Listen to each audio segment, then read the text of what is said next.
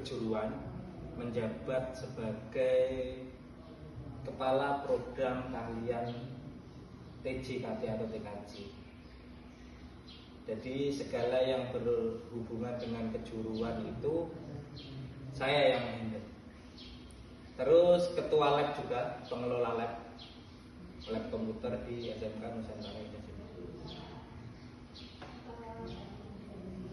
Terus di sini ada beberapa pertanyaan juga, Pak. Boleh?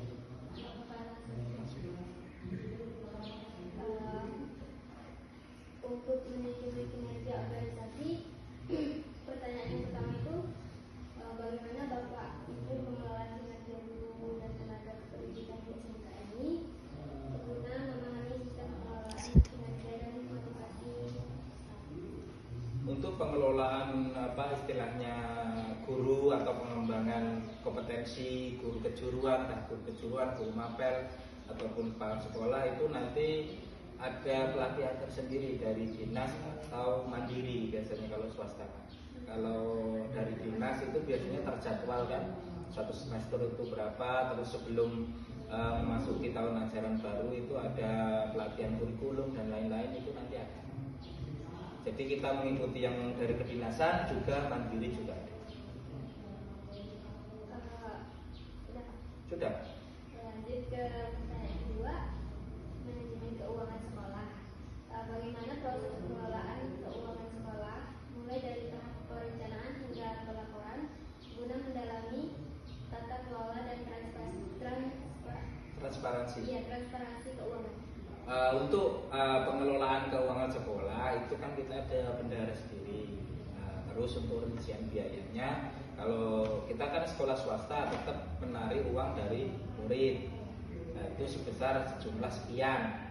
Jadi bos juga dapat, PPDB juga dapat. Itu nanti dilimpahkan ke bendahara semua. Jadi guru-guru itu tahunnya ngajar, ada kegiatan pendanaannya dari bendahara. Terus ada istilahnya komite untuk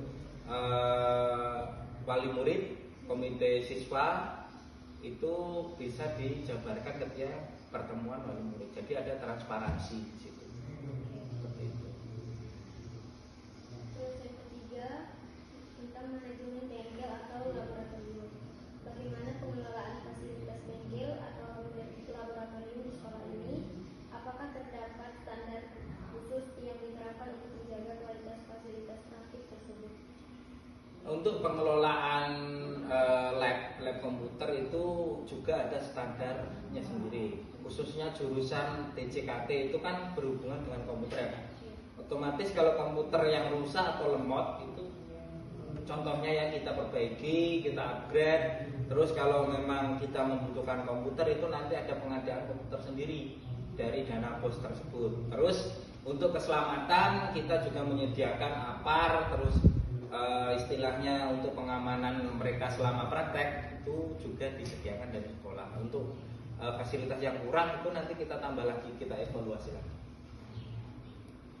Terus yang keempat tentang manajemen prasarana dan sarana. Bagaimana perencanaan dan pemeliharaan sarana dan prasarana dilakukan di SMK ini untuk memastikan pendidikan dapat terus dipelihara dan dikembangkan. Untuk istilahnya pemeliharaan sarana dan prasarana, setiap tahun kita evaluasi. Jadi semisal ada alat yang rusak, kita itu nanti pelaporan ke kepala sekolah. Terus bagaimana Bu penanganan ini, apakah mau ditambah, khususnya CCTV itu kadang rusak, kadang bisa, tapi nanti kedepannya nanti kita masukkan ke dana bos untuk perbaikan. Terus biar mewujudkan istilahnya pendidikan yang layak lah untuk siswa yang ada di SMK Nusantara Indah. Seperti itu. Terus yang kelima tentang manajemen peserta didik. Bagaimana mekanisme penerimaan, pembinaan dan evaluasi peserta didik yang diterapkan di sekolah ini? Untuk istilahnya penerimaan peserta didik ya kita masih sistem offline, tapi nanti kedepannya mungkin kita kembangkan lagi ke sistem online. Sistem offline mereka itu disuruh datang untuk mengisi pendaftaran, langsung daftar. terus ada masa pengenalan MPLS, terus lagi masa baru masa kerja. Jenis formulir gitu ya. Ya, formulir pendaftaran itu nanti ada ya istilahnya rincian-rincian tentang kegiatan kita itu dijabarkan di situ semua. Terus yang keenam tentang manajemen kurikulum. Bagaimana proses sekolah dalam menyusun dan mengimplementasikan kurikulum kejuruan? Kalau kurikulum kejuruan, saya selaku ketua jurusan itu berkomunikasi atau bekerja sama dengan waka kurikulum. Waka kurikulumnya sendiri itu sebenarnya guru kejuruan, tapi tidak apa-apa. Jadi kan dia saling mengerti, saling sharing kepada saya. Apa-apa yang perlu ditambah, apa-apa yang perlu dikurangi, jadi memenuhi standar kurikulum yang diterapkan di tahun pelajaran yang baru ini, baru masuk 2026-2027 nantinya. Seperti itu. Terus yang ketujuh, manajemen pendidikan dan tenaga pendidikan. Upaya apa saja yang dilakukan sekolah dalam peningkatan kompetensi guru dan tenaga pendidikan terkait pelatihan dan pengembangan SDM? Untuk peningkatan kompetensi pengembangan SDM tadi kan sudah saya jabarkan di awal tadi. Kita mengikuti pelatihan dari dinas juga, pelatihan secara online, secara offline, terus mengikuti kegiatan-kegiatan sekolah-sekolah unggulan.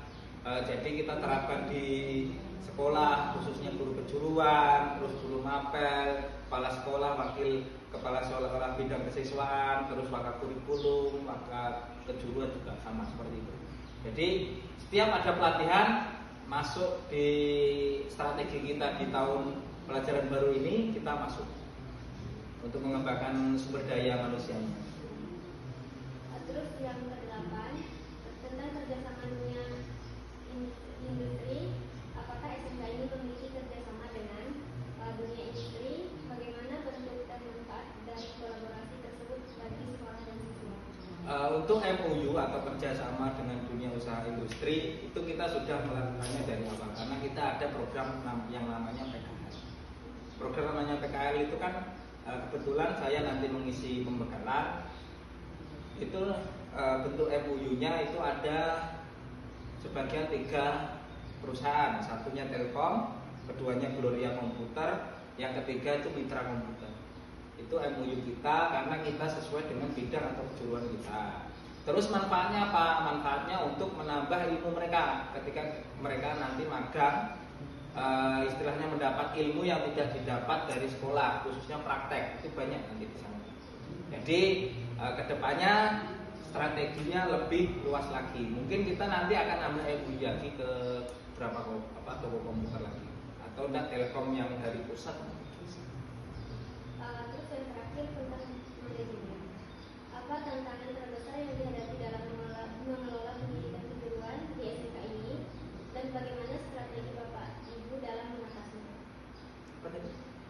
Apa tantangan terbesar yang dihadapi dalam mengelola pendidikan kejuruan di SMK ini, dan bagaimana strategi Bapak Ibu dalam mengatasinya? Mungkin kalau untuk kendala atau itu mungkin banyak sih dari sektor sarana, dari sektor SDM.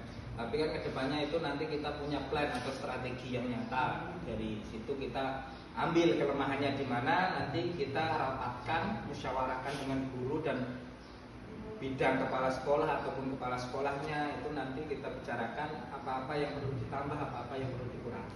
Seperti itu. Oke, terima kasih atas waktunya. Saya coba sekian, kalau kurang lebihnya mohon maaf ya. Sebenarnya kami yang terima kasih Pak. Oh iya, sama. Terima kasih. Terima kasih ya Pak. Ya. Boleh minta dokumentasi